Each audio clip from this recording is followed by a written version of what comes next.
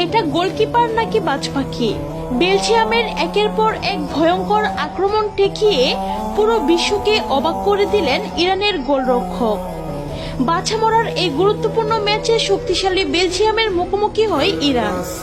ম্যাচের শুরু থেকেই আক্রমণের ঝড় তোলে বেলজিয়ামের তারকারা, কিন্তু প্রতিবারই তাদের সামনে দেয়াল হয়ে দাঁড়ায় ইরানের গোলকিপার।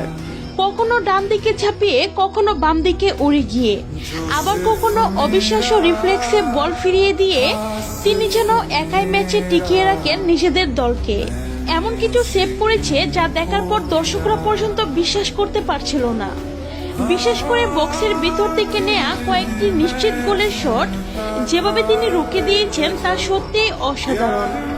বেলজিয়ামের ফরোয়ার্ডরা গোলের জন্য মরিয়া ছিল, কিন্তু ইরানের এই গোলরক্ষকের সামনে যেন বারবার অসহায় হয়ে পড়ছিল।